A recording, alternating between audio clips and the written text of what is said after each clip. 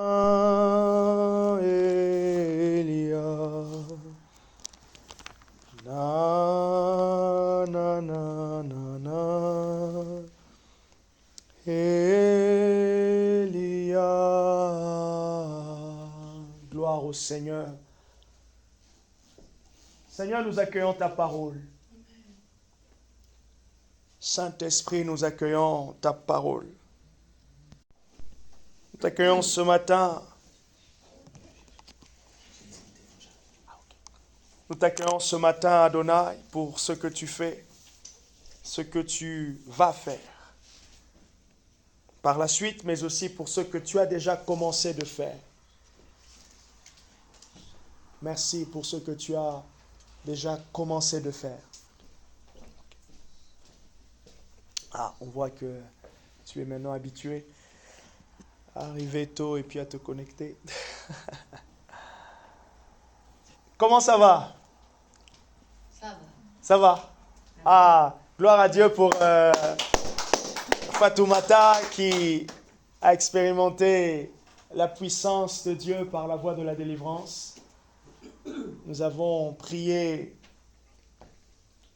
pour elle.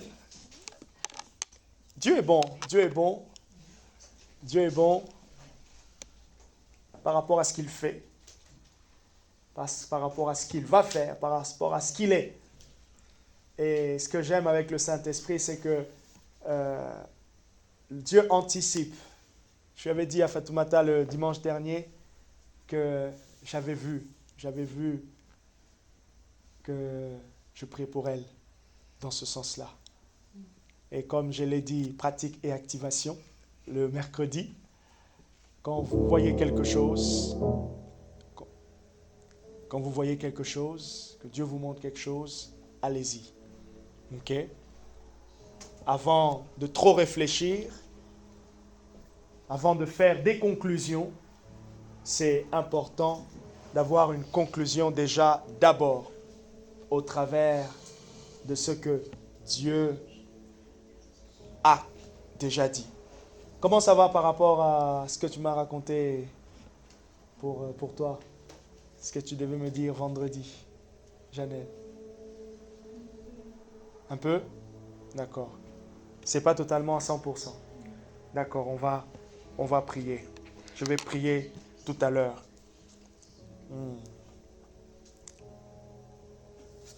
Nous accueillons à nouveau Odile parmi nous. Gloire à Dieu. Prenez avec moi et nous accueillons aussi Barbara qui est en ligne.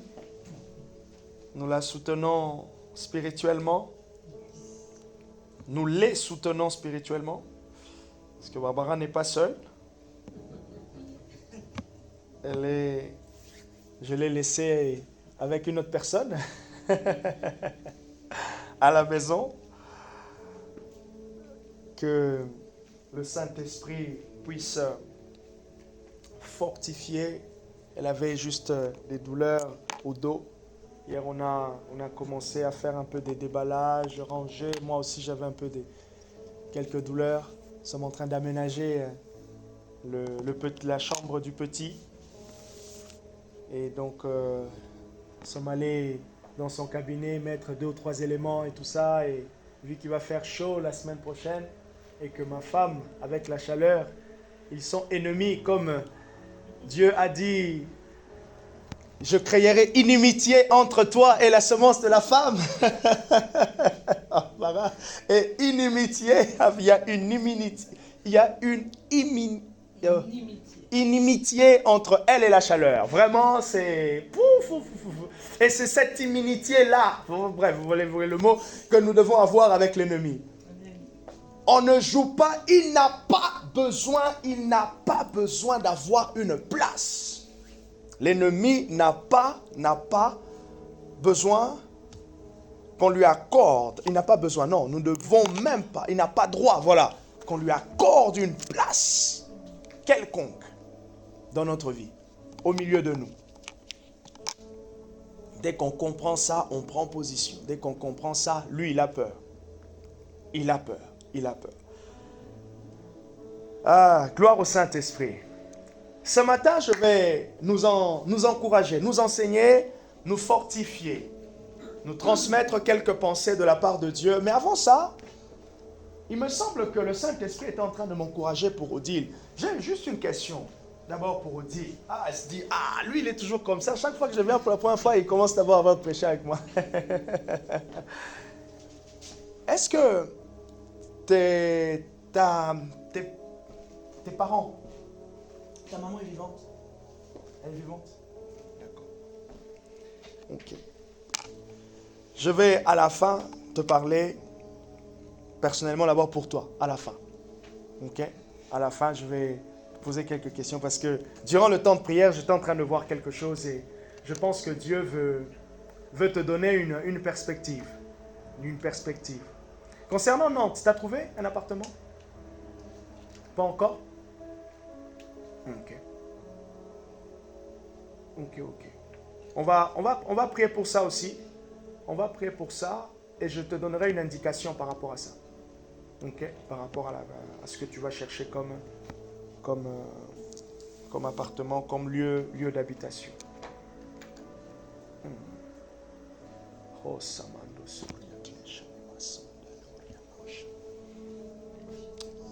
Il y a le chiffre 400. Il y a le chiffre 400. Le chiffre 400 te concernant. 400. Bon, tu vas être en train de voir déjà 400 euros. Oh. 400 000 aussi. Oui, on peut aussi voir 400 000 aussi. On peut voir 400 millions aussi.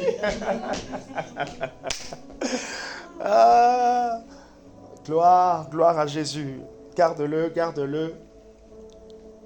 Je vais revenir sur ça quand on va peut-être parler un peu en privé.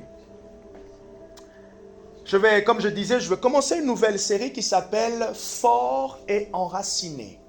Ça, c'est le grand thème. Fort et enraciné. Fort et enraciné. Donc, il y a deux parties. Être fort, mais aussi enraciné. Être fort, mais aussi enraciné. Resobra lieshete. Blasoriamente losha gloria. Lesobla losha gloria. Gloria losha gloria. Sobra losha gloria. Mande soria. Blesoria. Allez-y la consoler. Anne-Marie, allez-y. Elle va prier pour elle. C'est effectivement ce que le Saint-Esprit me montrait. Je voyais Dieu me dire, il essuie tes larmes en fait. Je te voyais beaucoup pleurer. C'est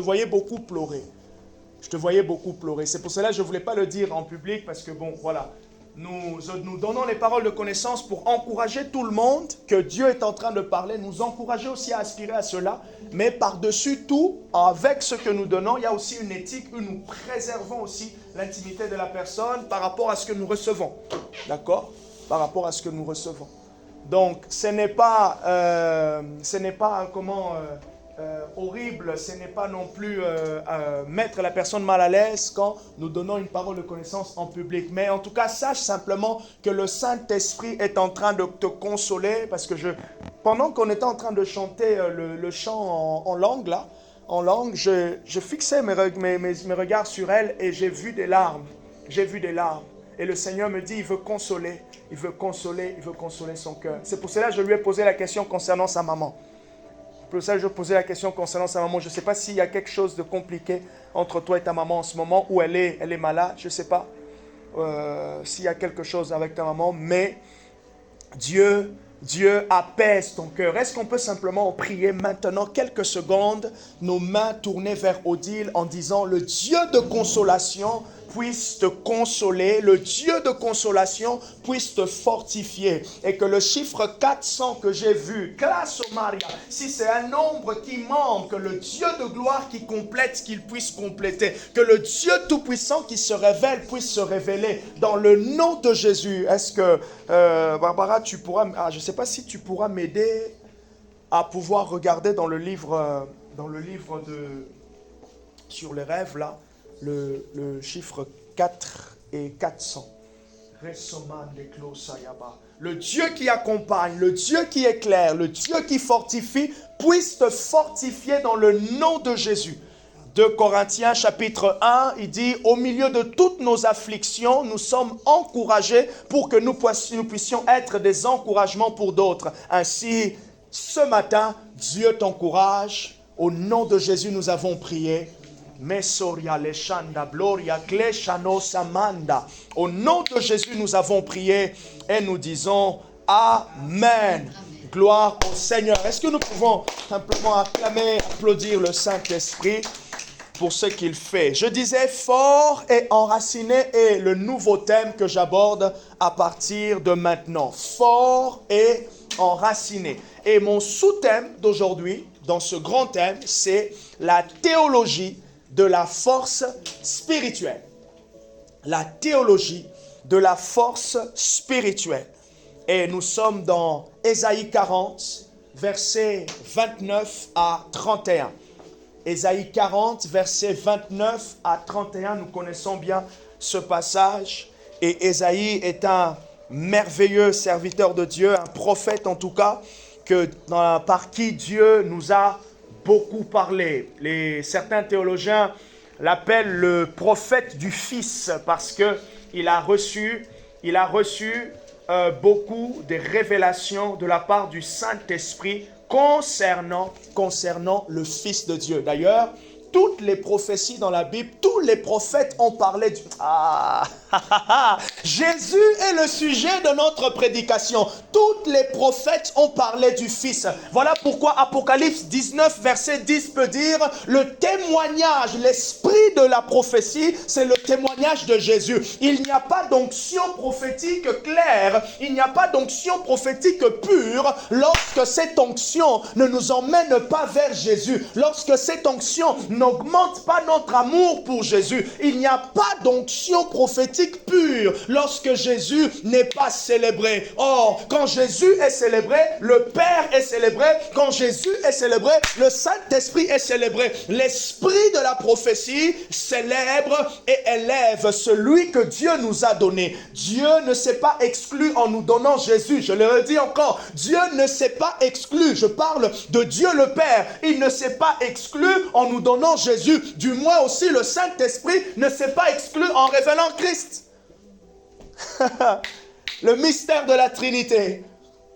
Le Saint-Esprit n'est pas exclu. Il ne s'est pas retiré. Il ne s'est pas dit, ah non, moi je vais me mettre à l'écart parce que je révèle Jésus. Non, Jésus a dit, il révélera ma gloire. Jean chapitre 16, versets 12 à 14. Plutôt.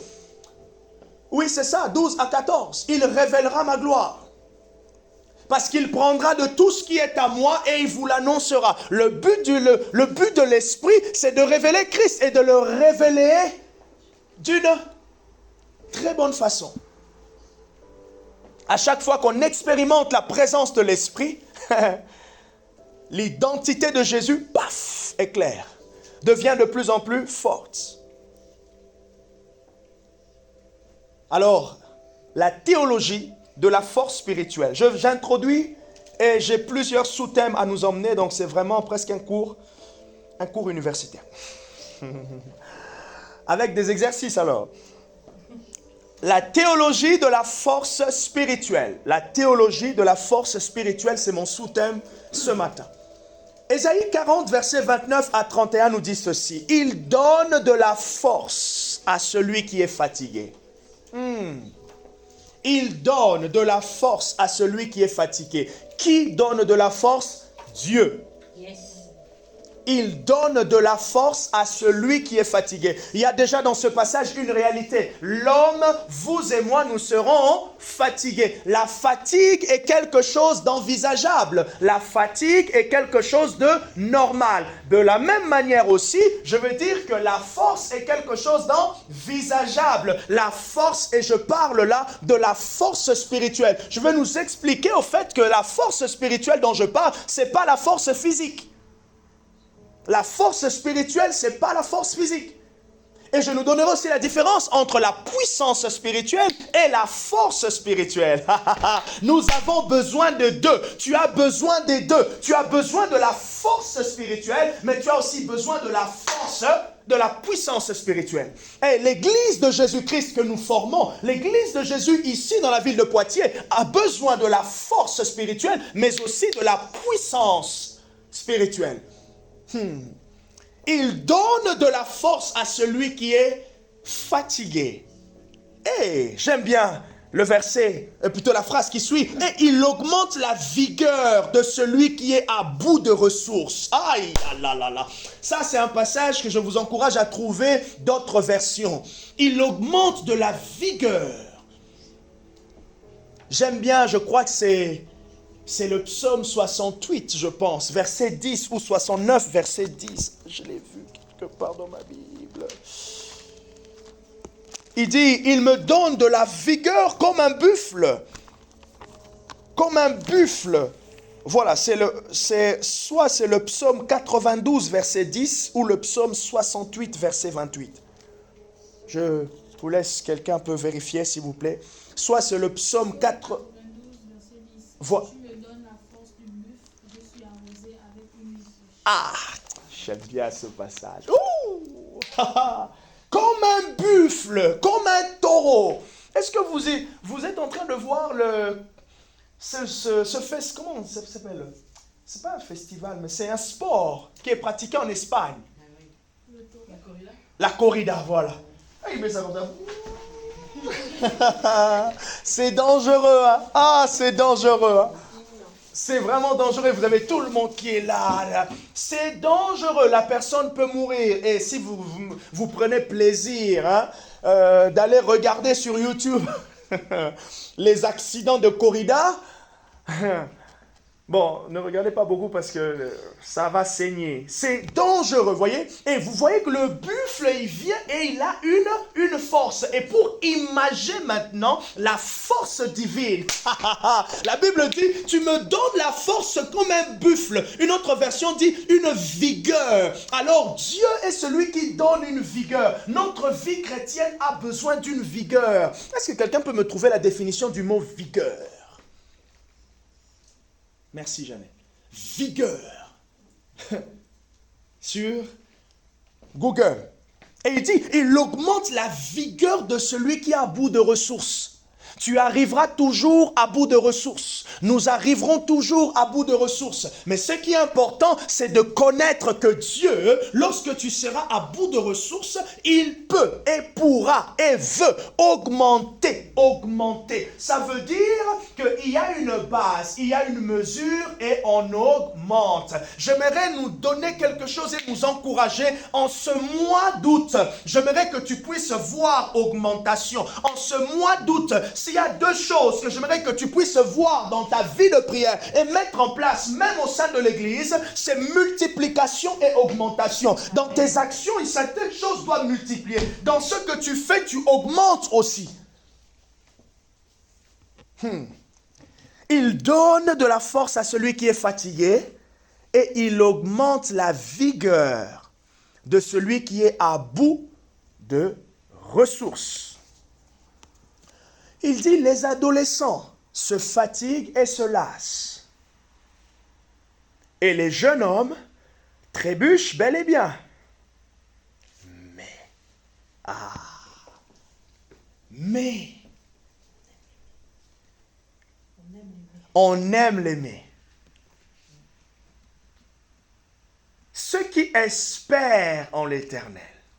D'autres versions disent, ceux qui se confient en l'Éternel. En anglais, il dit, those who wait upon the Lord. Ceux qui s'attendent à Dieu, ceux qui se reposent, ceux qui se soumettent à Dieu, ceux qui s'abandonnent à Dieu, il dit, renouvellent leur force. Non pas que ça s'arrête là. Ils prennent leur vol comme des aigles. Pourquoi ils prennent leur vol? Parce que la force est renouvelée. Il y a un engagement qui est différent lorsqu'on a la force. La vie chrétienne, on la vit différemment lorsqu'on a la force spirituelle. On sert Dieu différemment lorsqu'on a la force spirituelle. D'ailleurs, on a besoin de la force spirituelle pour la vie chrétienne. J'ai besoin de la force spirituelle pour conduire l'église. J'ai besoin de la force spirituelle pour servir, pour prier pour quelqu'un. J'ai besoin de la force spirituelle lorsque j'ai un rendez-vous avec chacun d'entre vous.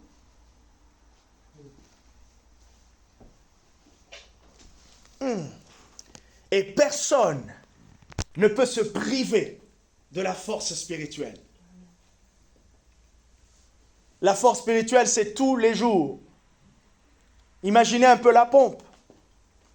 Lorsque vous avez fait le plein, vous savez que le plein vous dure en fonction de vos déplacements, par exemple 2 semaines et demie, 3 semaines, je ne sais pas, comme vous voulez.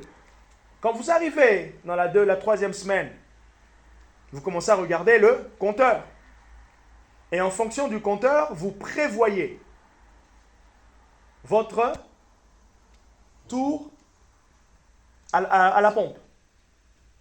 Et de la même manière, lorsqu'on commence à voir certaines indications dans notre vie qui montrent qu'on commence à être fatigué, on doit revenir à la pompe.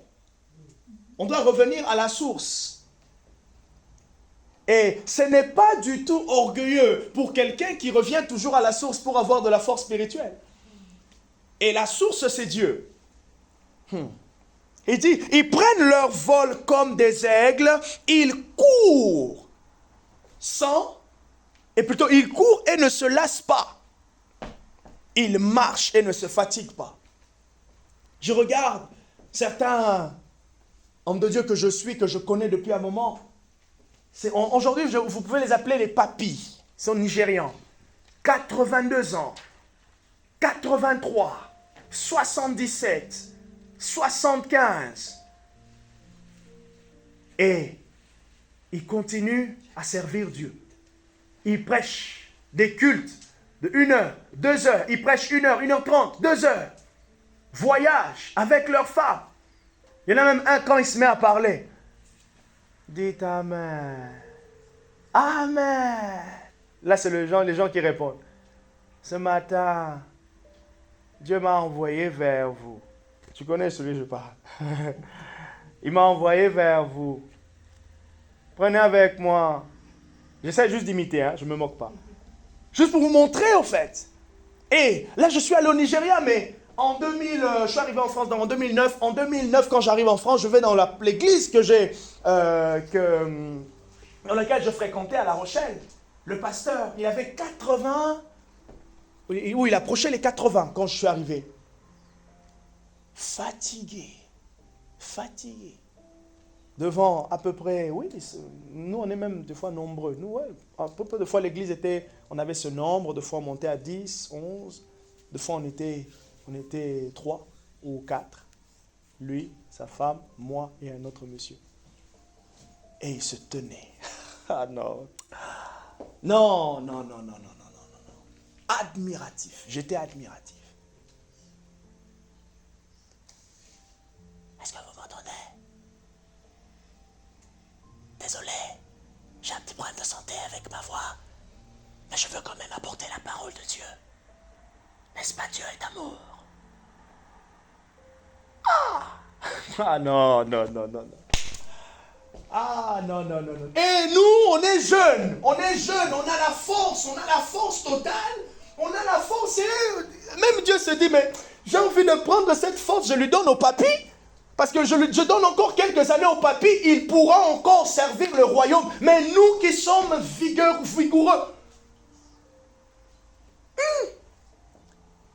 jusqu'au jour où il partait en maison de retraite, c'est là qu'il a laissé la chair. D'ailleurs, il a laissé la chair parce que moi, je lui ai demandé. Il m'a testé une fois en prédication, il a vu que c'était trop bien. Il a dit, je peux aussi un peu me reposer.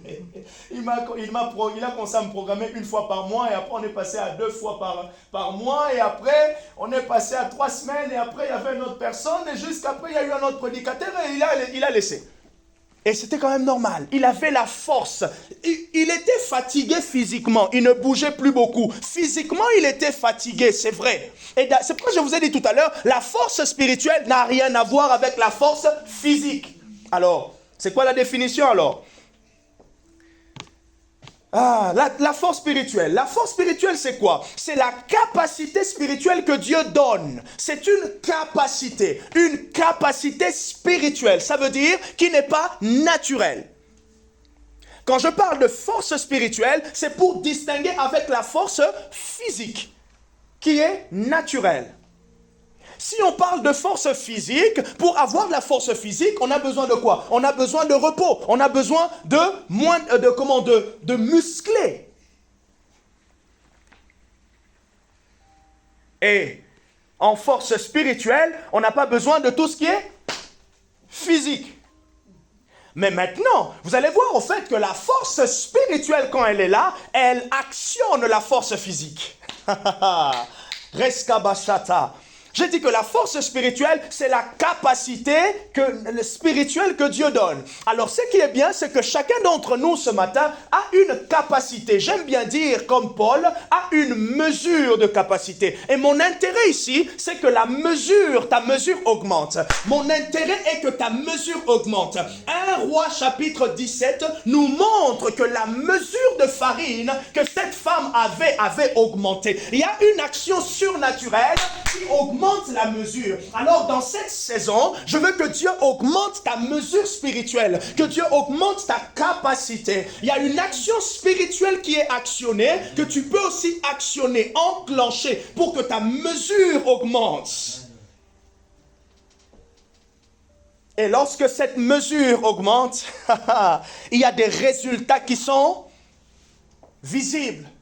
Lorsque la mesure de cette femme, 1 Roi chapitre 17, qu'est-ce qu'elle a dit à Élie? Elle a dit à Élie, je n'ai qu'une poignée d'huile et de farine. Lorsque je mange, et moi et mon fils, c'est la faim.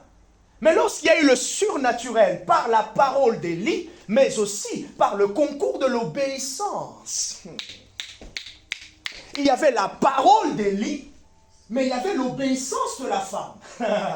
Toute parole prophétique, si la Bible est prophétique, la puissance et ton expérience, c'est qu'il faut qu'il y ait l'obéissance de ta part avec la parole prophétique pour expérimenter le fruit. Lorsqu'il n'y a pas ton obéissance, tu vas manquer. Si mamie n'avait pas obéi, elle ne nous avait pas laissé faire, elle ne pouvait pas vivre ce que Dieu voulait. Quel que soit le fait que j'ai reçu la parole authentique. Voilà pourquoi j'aimerais encourager. Dans cette saison, nous allons prier pour les gens encore. Chacun d'entre nous, on va encore recevoir pour nos familles. Notre obéissance, ton obéissance, simplement, si on reçoit quelque chose de ta famille, va dire à cette personne, le reste, même si la personne, elle lutte, nous, ce n'est pas notre problème. Nous, on lui dit. On lui dit qu'on a vu ça. Le reste, ça ne nous concerne pas. On attend son obéissance, ça viendra. Parce que pendant que nous sommes en train de lui dire, nous sommes en train de l'arroser. Nous l'arrosons jusqu'à ce qu'elle va... Ah, le jour elle va tomber. Mon Dieu, ce jour-là va arriver. Aïe, aïe, aïe, aïe, aïe, je dis à Barbara, hey, le jour où je vais rencontrer cette dame. Oh! Aïe, aïe, aïe, aïe. Il y aura un déferlement de Dieu. Ah! Un déferlement de Dieu.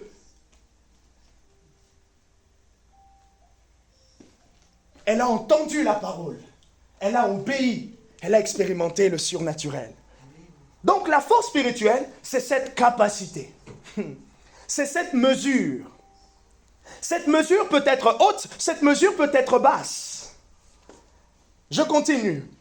La force spirituelle, elle est la capacité de notre homme intérieur à œuvrer dans tout ce qui est spirituel. Voilà maintenant la force spirituelle. La force spirituelle, c'est la capacité de l'homme intérieur. L'homme intérieur. C'est ça la force spirituelle. En fait, quand je parle de la force spirituelle, c'est la force de l'être intérieur. Cet être qui a été régénéré par la parole incorruptible qui est la parole de Dieu. C'est la force de l'être intérieur. C'est pour cela Paul, au fait, peut parler en disant de fortifier notre être intérieur. Et c'est de cette manière que vous avez vu, lorsqu'on parle en langue, on prie en langue, où on entend la parole de Dieu, où on est exposé à tout ce qui est divin, venant de Jésus, il y a un éveil de l'être intérieur.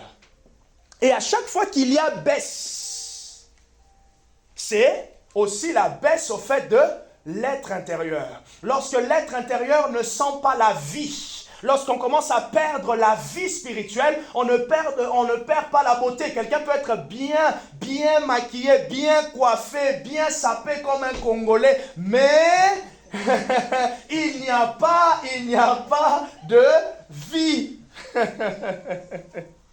Oui, parce que les deux Congos, le Congo Brazzaville de chez Pregma et le Congo de chez nous, on aime les habits. Ah, vous allez comme ça dire, ah, c'est pour ça Jean-Marc, le dimanche. Bon, il y a un peu de résidus. Non, mais je ne suis pas non plus accro aux vêtements. Voilà, je ne suis pas un sapologue. Il y a pire. Hein, il y a explosion hein, que moi. Donc, ce que je veux dire par là, c'est que la force intérieure, la force spirituelle, c'est cette capacité de l'être intérieur. La personne peut avoir un très beau poste, elle roule carrosse, elle a une belle voiture, elle parle un bon français, tout ce que vous voulez. Extérieurement, c'est beau, mais intérieurement, oh mon Dieu. Et ce fois, ça aussi, on le voit à l'église. Les gens viennent avec des masques. Bon, on peut les comprendre aussi, hein, même si on n'est plus dans Covid. Mais bon, bref, les gens viennent en fait et nous montrent quelque chose, mais intérieurement, ils sont faibles. Gloire soit rendue à Dieu, c'est notre travail. Et nous le faisons avec joie. On repère dans des discussions que non, cette personne, la force spirituelle, sa capacité, elle est encore basse. Il y a une stabilité qu'il n'y a pas. Et comment est-ce que vous allez remarquer? Vous allez remarquer en fait, même pour vous, votre force, comment? Vous allez remarquer, je le dis de notre manière, comment mesurer votre force spirituelle? C'est par rapport aux situations de la vie.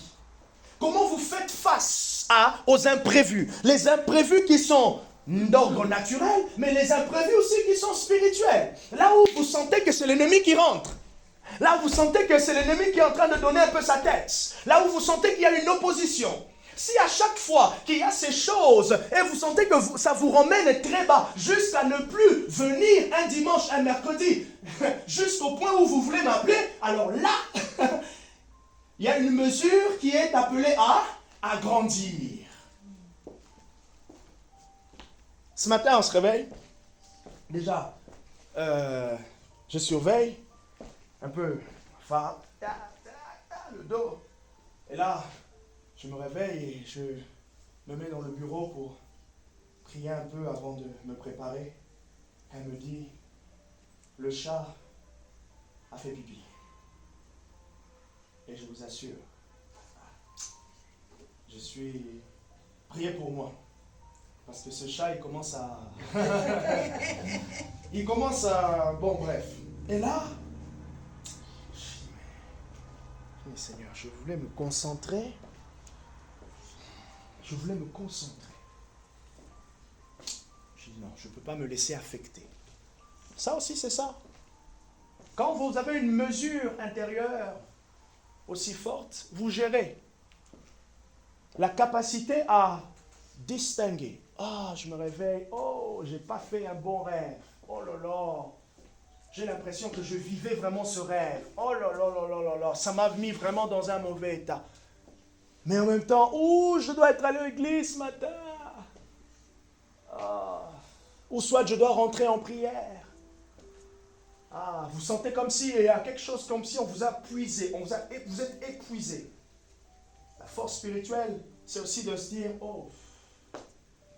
prendre le dessus. Et là, en même temps, il y aura l'aide de l'esprit, mais vous engagez votre propre volonté par rapport à la vérité que vous connaissez avant.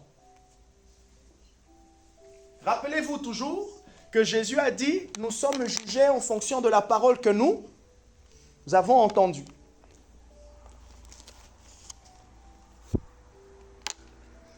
Pour Dieu, dès que la vérité est entrée et que nous avons compris, ce n'est plus le domaine de Dieu d'engager. Vous voyez? Dès que vous avez la vérité, voilà pourquoi je vous enseigne. Vous me posez des questions, vous comprenez aussi ce que je suis en train de dire, même si vous rigolez par rapport à la sapologie. Mais ne retenez pas que sapologie. Vous comprenez, dès que vous avez compris, le reste, c'est à vous. Parce que c'est aussi l'obéissance. Et après, maintenant, Dieu peut continuer de faire. Ça veut dire quoi? Petite parenthèse, merci Janelle pour l'aide que tu es ce matin. Est-ce que tu peux me trouver Deutéronome 29, verset 28 ou 29 en fonction des versions? Certains ont déjà entendu ce passage, mais d'autres non. Mais je vais vous expliquer ce passage et ça va sûrement vous aider pour la suite. Deutéronome 29. Oui, Deutéronome 29, 28. Les choses cachées sont pour Dieu, les choses révélées sont pour nous. C'est ça le texte. Deutéronome 29. 29, 28. Ou soit 29, 29. Voilà. Deutéronome 29, 29.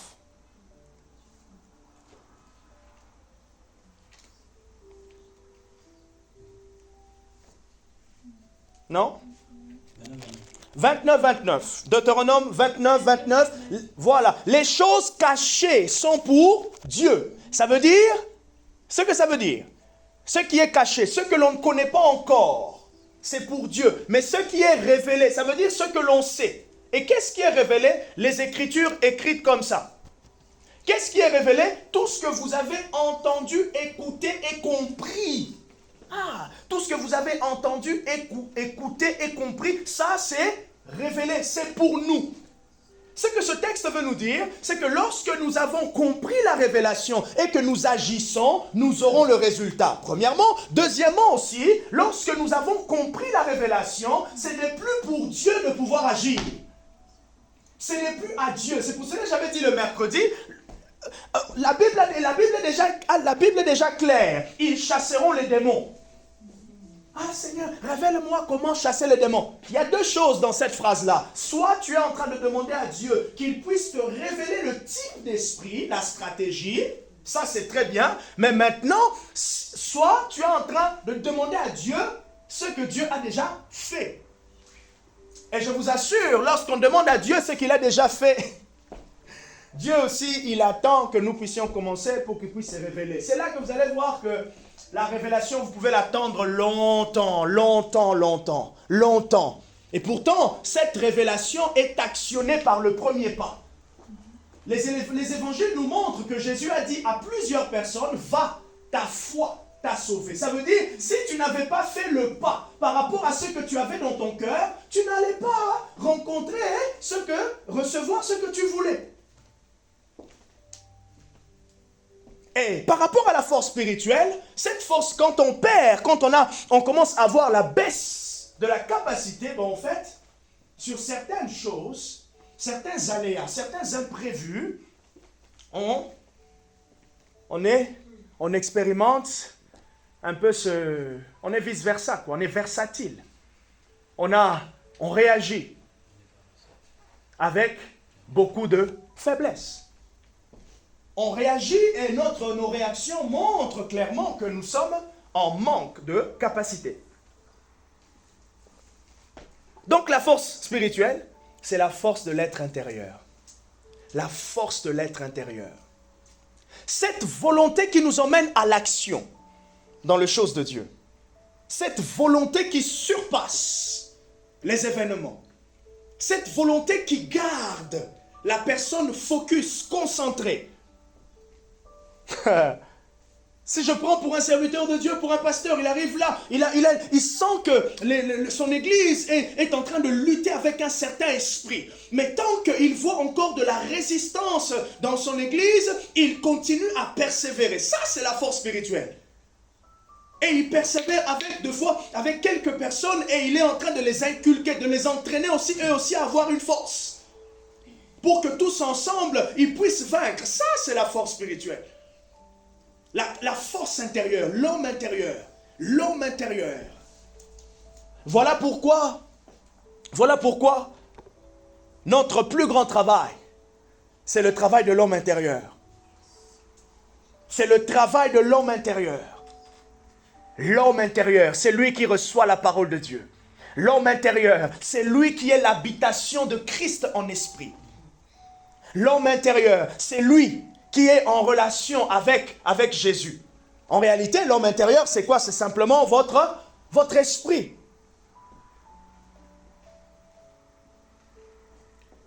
Alors, c'est quand même intéressant ici de pouvoir souligner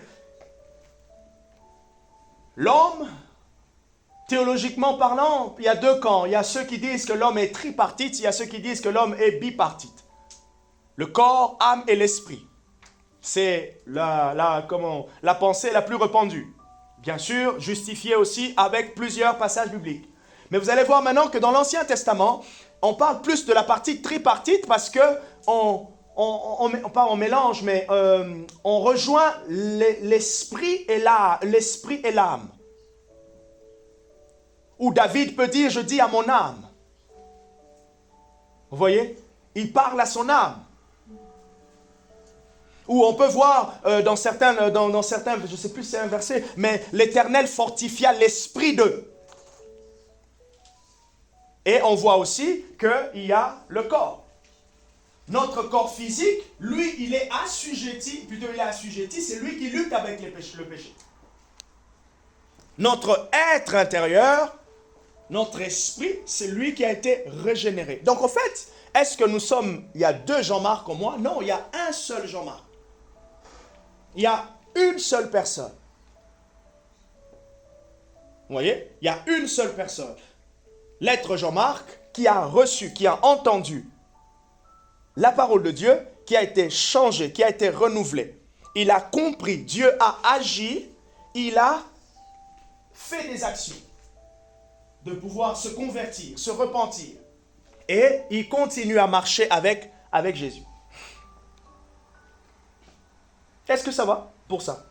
Donc, quand je parle de la force spirituelle, c'est la capacité intérieure, c'est la force de l'être intérieur, c'est la force de ton esprit qui actionne maintenant ton mouvement, qui te donne maintenant d'agir différemment, qui te donne de travailler différemment, d'être au-dessus. Là où tu pouvais dire, j'ai la flemme, oh non, je ne ferai pas. Non. Tu passes par-dessus. Tu te lèves au-dessus de ces choses. La force spirituelle. Je continue. Je dis quelle est la capacité de l'être intérieur à œuvrer dans tout ce qui est spirituel. Notez ici, c'est le Saint-Esprit demeurant en nous qui donne cette force spirituelle. Le Saint-Esprit qui demeure en nous, qui maintenant travaille pour que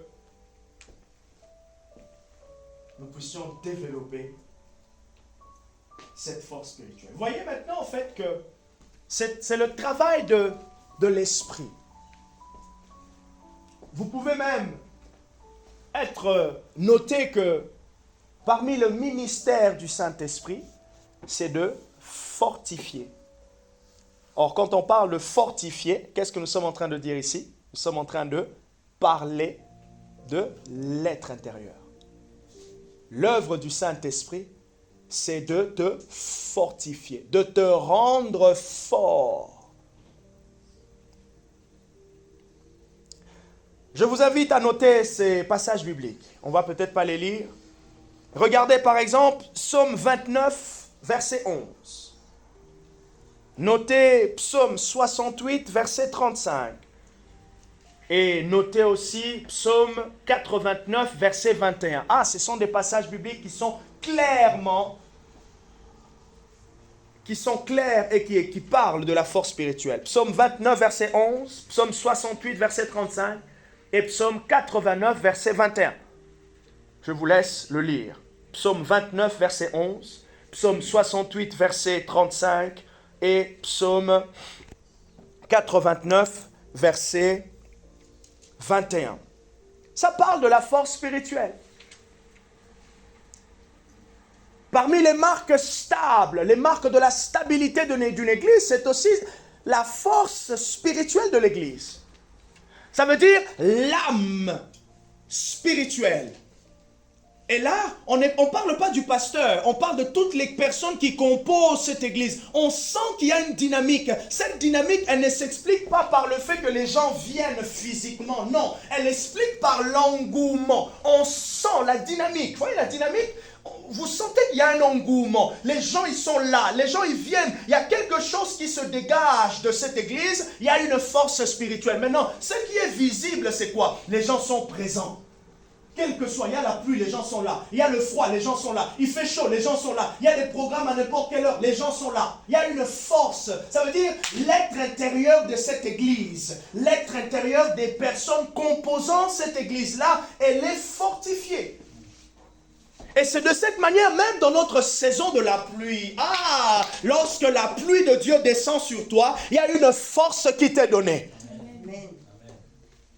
Nous tous, nous avons besoin, nous voulons grandir dans notre vie de prière. Mais prier demande de se fortifier intérieurement pour être fidèle et persévérant. Parce que la puissance de la prière, ce n'est pas dans le premier pas. La puissance de la prière, c'est lorsque tu peux te dire, est-ce que dans 6 mois, est-ce que dans 3 semaines, Dieu peut me voir dans la même dynamique?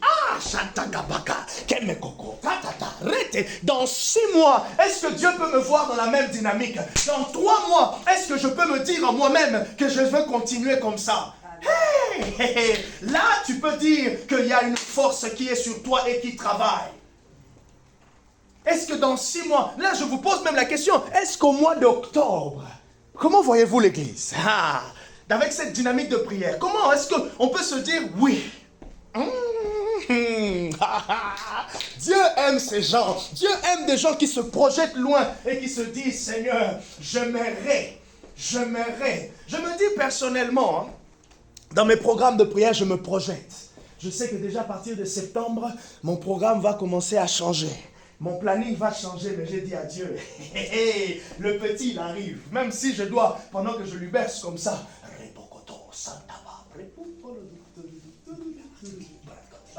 je suis en train de bercer le petit. Je le berce avec les langues. Et là, c'est le papa qui dort. Mais tu cherches toutes les occasions. Parce que sinon, ce qui peut baisser ta force, en fait, c'est de dire, oui, il y a un événement. Les événements de la vie viennent et ils viendront toujours. Mais nous sommes responsables de notre organisation. Nous sommes responsables de notre organisation. Moi j'ai commencé à travailler. Pasteur, tu sais, j'ai vraiment plus le temps. Pasteur, tu sais, je t'assure. Il travaille. Mais tu as le temps de manger. Malgré le travail. Tu as dit quoi? Regardez la télé. Vous voyez? Les raisons, on en aura toujours. De toute façon, nous sommes dans une société. Nous avons des obligations. Et nous les aurons toujours. Si on veut arrêter d'avoir les obligations, n'est-ce pas Nicole? Nous avons les obligations maintenant avec Aloïs. le nouveau poste. C'est une bonne obligation. C'est une bonne obligation. Ok? Nous avons nos obligations. Nous les aurons toujours. Mais au-dessus de nos obligations. Pasteur, moi tu sais, je suis en train de réviser. Mais quand tu auras l'échec là, tu auras besoin des mains du pasteur. Tu auras besoin de mes paroles. Tu auras besoin de Jésus, tu auras besoin de cette parole, de ce passage biblique. Tu as besoin de cette force spirituelle. Saison après saison, hiver après hiver, chaleur, tu as besoin de cette force spirituelle, cette volonté de l'homme intérieur, fortifiée par le Saint-Esprit. Notez, regardez dans la Bible. Je vous ai donné donc Psaume 29, verset 11, je vais terminer ici. Psaume 68, verset 35, et puis Psaume 89, verset 21. Ces passages parlent que Dieu donne la force à son peuple. Vous pouvez prier avec ce passage, avec ces passages même. Le premier psaume, c'est quoi, tu veux dire? 29, verset 11. Le deuxième, c'est 68, verset 35. Et puis le troisième, 89, verset 21. Regardez ce que la Bible nous dit encore. La Bible me parle, je veux rapidement vous donner ces quelques personnages qui ont été fortifiés par Dieu. Ils ont été fortifiés. En fait, souvent on pense et c'est pour cela, c'est intéressant que vous compreniez, que vous voyez bien la différence avec la force spirituelle. Dieu nous fortifie. Et Dieu nous fortifiera toujours. Dieu nous fortifiera toujours. Pourquoi? Parce que, bibliquement, c'est comme ça qu'il procède. Personne n'a été appelé par Dieu. Personne ne s'est engagé avec Dieu de manière sincère, de manière sérieuse. Et même encore, quand je dis de manière sincère et sérieuse, ce n'est pas nous qui devons... Enfin, je veux dire, Dieu nous emmène à être sérieux. Même quand on commence avec nos défauts, plus on grandit, Dieu nous emmène à être sérieux. Et même quand on devient de plus en plus sérieux, c'est lui qui est aussi à l'origine de nous fortifier. Il y a quelque chose que j'ai noté. J'aimerais que vous le notez.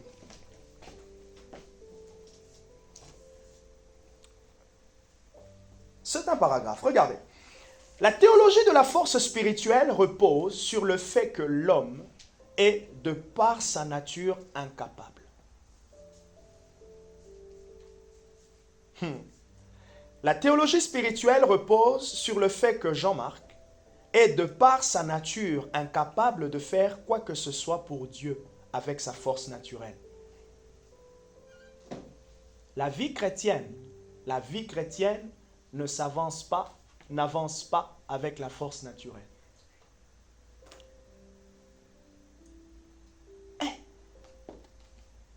Peut-être qu'on ne voit pas que le monde dans lequel on est hostile à l'évangile. Peut-être qu'on ne le sent pas. Mais laissez-moi vous dire, la guerre est permanente. Vous savez, quand vous avez une douleur permanente, comment c'est gênant. Imaginez une guerre permanente. Et oui, nous sommes dans une guerre permanente. C'est peut-être pas la bonne nouvelle, mais c'est une bonne nouvelle. On a la victoire, ça encore c'est une bonne nouvelle. Si la guerre elle est permanente, c'est parce que aussi celui qui est passé avant nous, il a vraiment raclé. Il a vraiment raflé la victoire. Voilà pourquoi l'ennemi s'acharne. Si la guerre est permanente envers nous les chrétiens, le diable est vraiment permanent en guerre envers l'Église, c'est parce que Jésus qui est passé avant nous, il a complètement raflé la victoire que le diable s'acharne pour son échec. Donc, tout ce que l'on fait, mercredi après mercredi, tu viens. Tu trouves le courage, tu trouves la motivation, même quand il y a un mercredi, tu sautes, même quand il y a un samedi, tu n'es pas là. Et tout ça, tu vas trouver le courage. Je te pose la question pour t'encourager. Tu trouves le courage où? Et même quand tu es découragé, que le courage revient, comment ça vient? Ah, c'est Dieu. Maintenant, au-dessus de ça, Dieu veut que... Dieu, il dit... Je veux doubler ça. J'ai envie encore de doubler ça. De doubler cette force, de doubler cette motivation. Frégma revient 2 fois les mercredis. Bon, là, c'est les va-t'en, gloire à Dieu pour l'été. Mais le mois de mai, le mois d'avril, il revenait ici. Il m'a envoyé un message. Pasteur, je suis à 1h. Et là, il est quoi? Il est 18h40. Je suis à 1h, j'arrive. J'espère qu'il ne pêche pas en roulant parce que... Mais voilà, il arrive. Il vient. Non, quand je dis c'est par rapport aux excès de vitesse. Oui. Il arrive, il arrive. Et dès qu'il rentre pas, il dépose son sac, il est dedans. La force. Et là, c'est au-delà du... Il arrive, il est fatigué.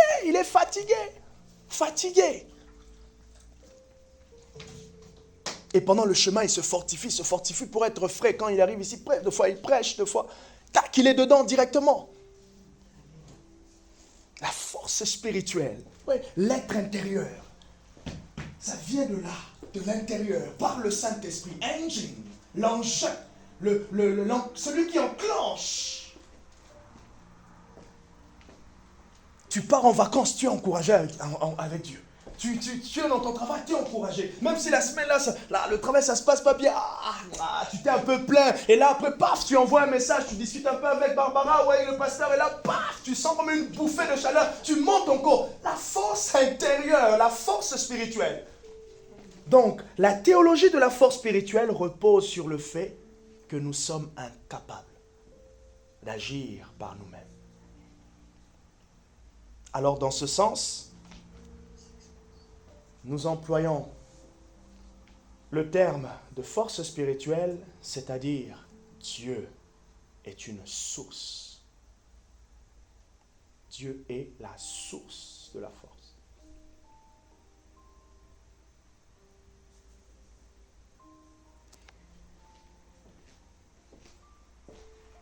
Je vais vous donner une petite pensée. Quand on dit Dieu est au milieu de nous, à quoi on pense? On pense souvent aux dons, on pense souvent à l'atmosphère, on pense souvent à ce qui se passe. Mais même un autre indicateur que Dieu est au milieu de nous, c'est la force spirituelle. La force de chacun d'être là, à l'église. Mais pas que. La force de chacun à la maison, d'avoir l'élan pour son lieu secret, sa vie personnelle avec Dieu. Quand on vient ici, on vient juste pour se connecter tous ensemble, on se recharge. Et après, on va amener Dieu dans nos familles. Et d'ailleurs, on a tellement besoin de grandir dans cette capacité parce qu'à l'extérieur, ça nous demande. À l'extérieur, ça nous demande. Vous connaissez ce texte, non? Lorsque Jésus a dit à cette femme, il a dit plutôt à ses disciples, qui m'a touché? Marc, il dit, car il sentit une force sortir de lui. Souvent, c'est vrai qu'on peut partir sur ce texte dans la dimension de l'onction. Car il sentit quelque chose sortir de lui. On a tiré quelque chose par la foi. La femme avait tiré quelque chose. Une puissance sortir de lui. Puissance spirituelle sortir de lui. Mais en même temps, Jésus, il y avait une force qui est sortie. Donc son être intérieur a été touché, pas dans le mal. Il a senti qu'il y a une personne qui s'est connectée à son cœur par la foi. À tel point qu'elle a puisé. Imaginez, vous avez vos enfants, ou votre cousin, ou votre cousine, avec qui vous entendez très bien. Vous êtes au restaurant, elle vient comme ça, elle mange bien votre assiette. À tel point qu'il vous reste qu'un petit morceau de frites. Elle a tout mangé, elle a bien mangé votre assiette. Elle s'est servie, c'est ça. Cette dame, elle s'est servie par la foi. Elle a tiré. C'est ça Dieu. C'est ce que Dieu veut dans sa présence. Lorsqu'on dit, Seigneur, ta présence est là. Il faut que tu sentes que tu as la motivation de maintenant, mais tu as aussi la motivation mercredi prochain d'y revenir, mais tu as aussi la motivation lorsque tu vas te tenir tout seul chez toi à la maison, de pouvoir prier. Et lorsqu'on dira qu'on nous sommes en jeûne, tu sens qu'il y a de l'appétit. Il y a une force qui vient. Et la force spirituelle, la force intérieure, grandit et elle grandira toujours. Les personnes comme Josué, Gédéon, Esdras, Jésus et Paul. Je répète, Josué chapitre 1, versets 5 à 9. Je donne les noms, je donnerai les passages plus tard. Josué, Gédéon, Esdras, Jésus et Paul, ils ont expérimenté cette force spirituelle. Ils ont été fortifiés par Dieu. D'ailleurs, c'est un peu ce que tu as utilisé hier et même les autres mercredis, je pense. Fortifiés par Dieu. La force, la capacité intérieure. La capacité de l'être intérieur. À pouvoir œuvrer, avancer avec le Seigneur. Fort et enraciné. Jésus veut une église forte. Le diable veut une église faible. Quand Jésus fortifie son église a la volonté, son église a l'élan. Son église veut. Et quand le diable combat, le diable est en train de nous enlever toute volonté dans l'action. Quand le diable combat, et d'ailleurs c'est ce qu'il ne cesse de faire, les gens ont du mal avec l'Église. Les gens ne trouvent pas plaisir. Et ça, ce n'est pas que les gens sont méchants. C'est ce que l'ennemi combat la force. Il combat l'être intérieur des gens. Afin qu'il soit lourd. Une réunion d'1 heure, 30 minutes, 2 heures, un culte de dimanche, les gens, ils ont du mal. Mais vous allez voir, personne qui va... Les gens vont avoir du mal à faire une veillée de prière, mais ils vont avoir tellement de courage pour rester dans un mariage. Soirée de 20h à 1h. Mais si le pasteur met une veillée de prière de 20h à 1h, oh pasteur, c'est trop long.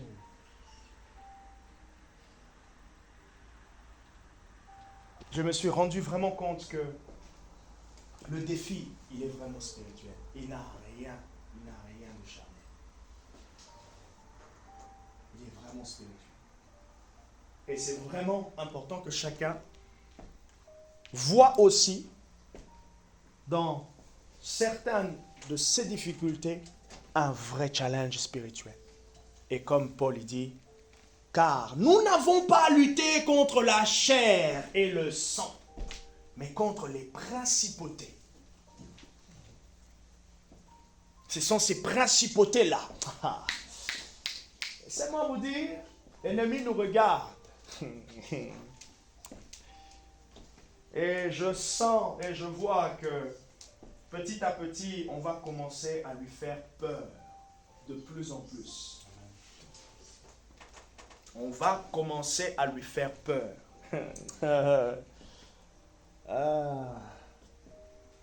Et comme mes gloires soient rendues à Dieu, parce que nous sommes en train de rentrer dans une saison.